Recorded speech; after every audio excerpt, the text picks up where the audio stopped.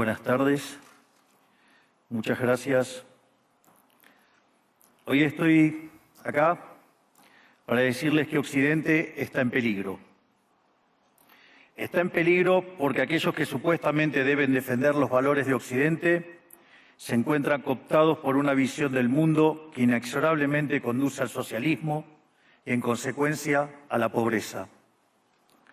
Lamentablemente, en las últimas décadas, motivados por algunos deseos bien pensantes de querer ayudar al prójimo y otros por el deseo de pertenecer a una casta privilegiada, los principales líderes del mundo occidental han abandonado el modelo de la libertad por distintas versiones de lo que llamamos colectivismo.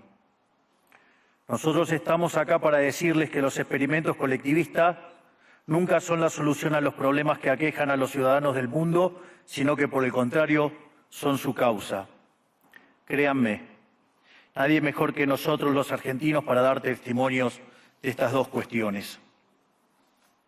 Cuando adoptamos el modelo de la libertad, allá por el año 1860, en 35 años nos convertimos en la primer potencia mundial, mientras que cuando abrazamos el colectivismo, a lo largo de los últimos 100 años, vimos cómo nuestros ciudadanos comenzaron a empobrecerse sistemáticamente hasta caer en el puesto número 140 del mundo. Pero antes de poder dar esta discusión, sería importante que primero viéramos los datos que sustentan por qué el capitalismo de libre empresa no solo es un sistema posible para terminar con la pobreza del mundo, sino que es el único sistema moralmente deseable para lograrlo. Si consideramos la historia del progreso económico, podemos ver cómo desde el año 0 hasta el año 1800 aproximadamente, el PBI per cápita del mundo prácticamente se mantuvo constante durante todo el periodo de referencia. Si uno mira un gráfico de la evolución del crecimiento económico a lo largo de la historia de la humanidad, uno estaría viendo un gráfico con la forma de un palo de hockey, una función exponencial que se mantuvo constante durante el 90% del tiempo y se dispara exponencialmente a partir del siglo XIX. La única excepción a esta historia de estancamiento se dio a finales del siglo XV con el descubrimiento de América. Pero salvando esta excepción, a lo largo de todo el periodo entre el año 0 y el año 1800, el PBI per cápita a nivel global se mantuvo estancado. Ahora bien, no solo que el capitalismo generó una explosión de riqueza desde el momento que se adoptó como sistema económico, sino que, si uno analiza los datos, lo que se observa es que el crecimiento se viene acelerando a lo largo de todo el periodo. Durante todo el periodo comprendido entre el año 0 y el 1800, la tasa de crecimiento del PBI per cápita se mantuvo estable en torno al 0,02% anual, es decir, prácticamente sin crecimiento. A partir del siglo XIX, con la Revolución Industrial, la tasa de crecimiento pasa al 0,66%. A ese ritmo, para duplicar el PBI per cápita, se necesitarían crecer durante 107 años. Ahora bien, si observamos el periodo entre 1900 y 1950, la tasa de crecimiento se acelera al 1,36% anual. Ya no necesitamos 107 años para duplicar el PBI per cápita, sino 66. Y si tomamos el periodo comprendido entre 1950 y el año 2000, vemos que la tasa de crecimiento fue de 2,1% anual, lo que derivaría en que en solo 33 años podríamos duplicar el PBI per cápita del mundo. Esta tendencia, lejos de detenerse, se mantiene viva aún hoy. Si tomamos el periodo entre el año 2000 y el 2023, la tasa de crecimiento volvió a acelerar el 3% anual, lo que implica que podríamos duplicar nuestro PBI per cápita en el mundo en tan solo 23 años. Ahora bien, cuando se estudia el PBI per cápita desde el año 1800 al día de hoy, lo que se observa es que luego de la revolución industrial, el PBI per cápita mundial se multiplicó por más de 15 veces, generando una explosión de riqueza que sacó de la pobreza al 90% de la población mundial. No debemos olvidar nunca que para el año 1800, cerca del 95% de la población mundial vivía en la pobreza más extrema, mientras que ese número cayó al 5% para el año 2020, previo a la pandemia. La conclusión es obvia. Lejos de ser la causa de nuestros problemas, el capitalismo de libre empresa como sistema económico es la única herramienta que tenemos para terminar con el hambre, la pobreza y la indigencia a lo largo y a lo ancho de todo el planeta. La evidencia empírica es incuestionable. Por eso, como no cabe duda de que el capitalismo de libre mercado es superior en términos productivos, la doxa de izquierda ha atacado al capitalismo por sus cuestiones de moralidad, por ser, según ellos, dicen sus detractores, que es injusto. Dicen que el capitalismo es malo porque es individualista y que el colectivismo es bueno porque es altruista, con la ajena. Y en consecuencia bregan por la justicia social. Pero este concepto que en el primer mundo se ha puesto de moda en la última época, en mi país es una constante del discurso político desde hace más de 80 años. El problema es que la justicia social no es justa, sino que tampoco aporta al bienestar general. Muy por el contrario, es una idea intrínsecamente injusta, porque es violenta. Es injusta porque el Estado se financia a través de impuestos, y los impuestos se cobran de manera coactiva. ¿O acaso alguno de nosotros puede decir que paga los impuestos de manera voluntaria? Lo cual significa que el Estado se financia a través de la coacción y que a mayor carga impositiva, mayor es la coacción, menor es la libertad. Quienes promueven la justicia social parten de la idea de que el conjunto de la economía es una torta que se puede repartir de una manera distinta. Pero esa torta no está dada. Es riqueza que se va generando en lo que, por ejemplo, Israel Kirzler llama un proceso de descubrimiento de mercado. Si el bien o servicio que ofrece una empresa no es deseado, esa empresa quiebra a menos que se adecúe a lo que el mercado le está demandando. Si genera un producto de buena calidad a un buen precio atractivo, le va a ir bien y va a producir más. De modo que el mercado es un proceso de descubrimiento en el cual el capitalista encuentra sobre la marcha el rumbo correcto. Pero si el Estado castiga al capitalista por tener éxito y lo bloquea en este proceso de descubrimiento, destruye sus incentivos y las consecuencias de ello es que va a producir menos y la torta será más chica, generando perjuicio para el conjunto de la sociedad. El colectivismo, al inhibir estos procesos de descubrimiento y al dificultar la apropiación de lo descubierto, ata al emprendedor de las manos y le imposibilita producir mejores bienes y ofrecer mejores servicios a un mejor precio. ¿Cómo puede ser entonces que desde la academia, los organismos internacionales, la política y la teoría económica se demonice un sistema económico que no solo ha sacado de la pobreza más extrema el 90% de la población mundial y lo hace cada vez más rápido, sino que además es justo y moralmente superior? Gracias al capitalismo de libre empresa, hoy el mundo se encuentra en su mejor momento. No hubo nunca en toda la historia de la humanidad un momento de mayor prosperidad que el que vivimos hoy.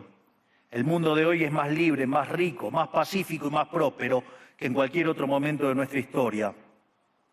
Esto es cierto para todos, pero en particular para aquellos países que son libres, donde respetan la libertad económica y los derechos de propiedad de los individuos. Porque aquellos países que son libres son 12 veces más ricos que los reprimidos. El decil más bajo de la distribución de los países libres vive mejor que el 90% de la población de los países reprimidos. Tiene 25 veces menos cantidad de pobres en el formato estándar y 50 veces menos en el formato extremo. Y por si eso fuera poco, los ciudadanos de los países libres viven un 25% más que los ciudadanos de los países reprimidos. Ahora bien, para entender qué venimos a defender es importante definir de a qué hablamos nosotros cuando hablamos de libertarismo. Para definirlo, retomo las palabras del máximo prócer de las ideas de la libertad de Argentina, el profesor Alberto Venegas Lynch, dijo que dice: el libertarismo es el respeto irrestricto del proyecto de vida del prójimo, basado en el principio de no agresión, en defensa del derecho a la vida, a la libertad y a la propiedad, cuyas instituciones fundamentales son la propiedad privada, los mercados libres de intervención estatal, la libre competencia, la división del trabajo y la cooperación social, donde solo se puede ser exitoso sirviendo al prójimo con bienes de mejor calidad a un mejor precio. Dicho de otro modo, el capitalista, el empresario exitoso, es un benefactor social que, lejos de apropiarse de la riqueza ajena, contribuye al bienestar general. En definitiva, un empresario exitoso es un héroe. Este es el modelo que nosotros estamos proponiendo para la Argentina del futuro. Un modelo basado en los principios fundamentales del libertarismo, la defensa de la vida, de la libertad y de la propiedad. Ahora bien, Si el capitalismo de libre empresa y la libertad económica han sido herramientas extraordinarias para terminar con la pobreza en el mundo, y nos encontramos hoy en el mejor momento de la historia de la humanidad, vale la pena preguntarse por qué digo entonces que Occidente está en peligro. Digo que Occidente está en peligro justamente porque en aquellos países que deberíamos defender los valores del libre mercado, la propiedad privada y las demás instituciones del libertarismo, sectores del establishment político y económico, algunos por errores en su marco teórico y otros por ambición de poder, están socavando los fundamentos del libertarismo, abriéndole las puertas al socialismo y condenándonos potencialmente a la pobreza, a la miseria y el estancamiento. Porque nunca debe olvidarse que el socialismo es siempre y en todo lugar un fenómeno empobrecedor, que fracasó en todos los países que se intentó. Fue un fracaso en lo económico, fue un fracaso en lo social, fue un fracaso en lo cultural y además asesinó a más de 100 millones de seres humanos. El problema esencial de Occidente hoy es que no solo debemos enfrentarnos a quienes, aún luego de la caída del muro y la evidencia empírica abrumadora, siguen bregando por el socialismo empobrecedor, sino también a nuestros propios líderes, pensadores y académicos que, amparados en un marco teórico equivocado, socavan los fundamentos del sistema que nos ha dado la mayor expansión de riqueza y prosperidad de nuestra historia. El marco teórico al que me refiero es el de la teoría económica neoclásica, que diseña un instrumental que, sin quererlo, termina siendo funcional la intromisión del Estado, el socialismo y la degradación de la sociedad. El problema de los neoclásicos es que, como el modelo del que se enamoraron no mapea contra la realidad, atribuyen el error al supuesto fallo del mercado, en vez de revisar las premisas de su modelo. Sobre pretexto de un supuesto fallo de mercado, se introducen regulaciones que lo único que generan es distorsiones en el sistema de precios que impiden el cálculo económico y, en consecuencia, el ahorro, la inversión y el crecimiento. Este problema radica esencialmente en que ni siquiera los economistas supuestamente libertarios comprenden qué es el mercado, ya que si se comprendiera, se vería rápidamente que es imposible que exista algo así como un fallo de mercado. El mercado no es una mera descripción gráfica de una curva de oferta y otra de demanda en un gráfico.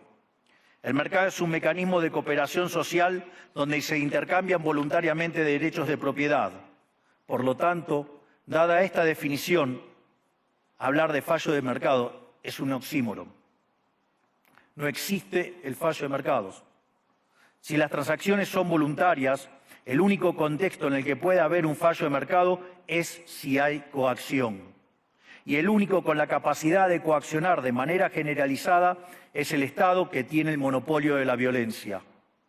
En consecuencia, si alguien considera que hay un fallo de mercado, les recomendaría que revisen si hay intervención estatal en el medio. Y si encuentran que no hay intervención estatal en el medio, les sugiero que hagan de nuevo el análisis porque definitivamente está mal. Los fallos de mercado no existen. Un ejemplo de los supuestos fallos de mercado que describen los neoclásicos son las estructuras concentradas de la economía. Sin embargo, sin funciones que presenten rendimientos crecientes a escala, cuya contrapartida son las estructuras concentradas de la economía, no podríamos explicar el crecimiento económico desde el año 1800 hasta hoy. Fíjense qué interesante. Desde el año 1800 en adelante, con la población multiplicándose más de 8 o 9 veces, el producto per cápita creció más de 15 veces. Es decir, existen rendimientos crecientes. Eso llevó la pobreza extrema del 95% al 5%. Sin embargo, esas presencias de rendimientos crecientes implican estructuras concentradas, lo que se llamaría, por ejemplo, un monopolio. ¿Cómo puede ser que algo que haya generado tanto bienestar para la teoría neoclásica, eso es un fallo de mercado? Economistas neoclásicos, salgan de la caja. Cuando el modelo falla, no hay que enojarse con la realidad, hay que enojarse con el modelo y cambiarlo. El dilema que enfrenta el modelo neoclásico es que dicen querer perfeccionar el funcionamiento del mercado atacando lo que ellos consideran fallos, pero al hacerlo no solo abren las puertas del socialismo, sino que atentan contra el crecimiento económico. Ejemplo, regular monopolios, destruirle las ganancias y destrozar los rendimientos crecientes, automáticamente destruiría el crecimiento económico. Dicho de otro modo, cada vez que ustedes quieran hacer una corrección de un supuesto fallo de mercado, inexorablemente, por desconocer lo que es el mercado o por haberse enamorado de un modelo fallido, están abriendo las puertas al socialismo y están condenando a la gente a la pobreza. Sin embargo, frente a la demostración teórica de que la intervención del Estado es perjudicial, la evidencia empírica de que fracasó porque no podía ser de otra manera, la solución que propondrán los colectivistas no es mayor libertad, sino que es mayor regulación, generando una espiral descendente de regulaciones hasta que todos seamos más pobres y a la vida de todos nosotros dependa de un burócrata sentado en una oficina de lujo. Dado el estrepitoso fracaso de los modelos colectivistas y los innegables avances del mundo libre, los socialistas se vieron forzados a cambiar su agenda. Dejaron atrás la lucha de clases basada en el sistema económico para reemplazarla por otros supuestos conflictos sociales igual de nocivos para la vida en comunidad y para el crecimiento económico. La primera de estas nuevas batallas fue la pelea ridícula y antinatural entre el hombre y la mujer. El libertarismo ya establece la igualdad entre los sexos. La piedra fundacional de nuestro credo dice que todos los hombres somos creados iguales, que todos tenemos los mismos derechos inalienables otorgados por el Creador, entre los que se encuentran la vida, la libertad y la propiedad. En lo único que devino esta agenda del feminismo radical es en mayor intervención del Estado para entorpecer el proceso económico, darle trabajo a burócratas que no le aportaron nada a la sociedad, sea en formato de ministerios de la mujer o organismos internacionales dedicados a promover esta agenda. Otro de los conflictos que los socialistas plantean es del hombre contra la naturaleza. Sostienen que los seres humanos dañamos el planeta y que debe ser protegido a toda costa, incluso llegando a abogar por mecanismos de control poblacional o en la agenda sangrienta del aborto. Lamentablemente, estas ideas nocivas han pregnado fuertemente en nuestra sociedad. Los neomarxistas han sabido cooptar el sentido común de Occidente. Lograron esto gracias a la apropiación de los medios de comunicación, de la cultura, de las universidades y sí, también de los organismos internacionales. Este último caso es el más grave tal vez, porque se trata de instituciones que tienen enorme influencia en las decisiones políticas y económicas de los países que integran esos organismos multilaterales. Por suerte, somos cada vez más los que nos atrevemos a levantar la voz, porque vemos que si no combatimos frontalmente estas ideas, el único destino posible es que cada vez vamos a tener más Estado, más regulación, más socialismo, más pobreza, menos libertad y, en consecuencia, peor nivel de vida. Occidente, lamentablemente, ya comenzó a transitar este camino.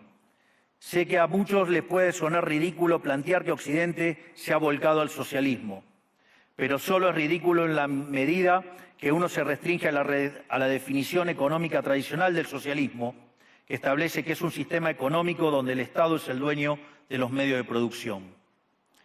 Esta definición debería ser, desde mi punto de vista, actualizada a las circunstancias presentes. Hoy los Estados no necesitan controlar directamente los medios de producción para controlar cada aspecto de la vida de los individuos.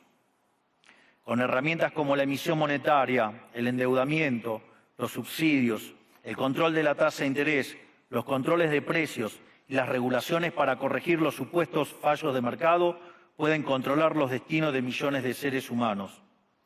Así es como llegamos al punto en el que, con distintos nombres o formas, buenas partes de las ofertas políticas generalmente aceptadas en la mayoría de los países de Occidente son variantes colectivistas.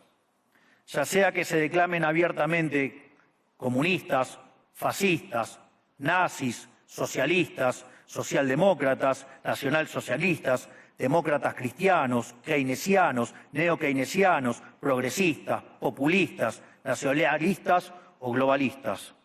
En el fondo, no hay diferencias sustantivas. Todos sostienen que el Estado debe dirigir todos los aspectos de la vida de los individuos. Todas definen un modelo contrario al que llevó a la humanidad al progreso más espectacular de su historia. Nosotros venimos hoy aquí a invitar a los demás países de Occidente a que retomemos el camino de la prosperidad. La libertad económica, el gobierno limitado y el respeto irrestricto de la propiedad privada son elementos esenciales para el crecimiento económico. Este fenómeno de empobrecimiento que produce el colectivismo no es una fantasía, ni tampoco fatalismo. Es una realidad que los argentinos conocemos muy bien desde hace por lo menos 100 años. Porque ya lo vivimos, ya pasamos por esto, porque como dije antes, desde que decidimos abandonar el modelo de la libertad que nos había hecho ricos, estamos atrapados en una espiral descendente donde cada día somos más pobres. Esto es, ya lo vivimos nosotros y estamos acá para alertarlos acerca de lo que puede pasar si los países de Occidente, que se hicieron ricos con el modelo de la libertad, continúan por este camino de servidumbre. El caso argentino es la demostración empírica de que no importa cuán rico seas, cuántos recursos naturales tengas, no importa cuán capacitada esté la población, ni cuán educada sea, ni cuántos lingotes de oro haya en las arcas del Banco Central. Si se adoptan medidas que entorpecen el libre funcionamiento de los mercados, la libre competencia, los sistemas de precios libres, si se entorpece el comercio, si se atenta contra la propiedad privada, el único destino posible es la pobreza. Por lo tanto, para finalizar, quiero darles un mensaje a todos los empresarios aquí presentes y a los que no están, pero nos están siguiendo desde todas partes del planeta. No se dejen amedrentar ni por la casta política ni por los parásitos que viven del Estado. No se entreguen a una clase política que lo único que quiere es perpetuarse en el poder y mantener sus privilegios. Ustedes son benefactores sociales, ustedes son héroes, ustedes son los creadores del periodo de prosperidad más extraordinario que jamás hayamos vivido. Que nadie les diga que su ambición es inmoral. Si ustedes ganan dinero es porque ofrecen un mejor producto a un mejor precio, contribuyendo de esa manera al bienestar general. No cedan al avance del Estado. El Estado no es la solución. El Estado es el problema mismo. Ustedes son los verdaderos protagonistas de esta historia y sepan que a partir de hoy cuentan con Argentina como un aliado incondicional. Muchísimas gracias y ¡viva la libertad, carajo!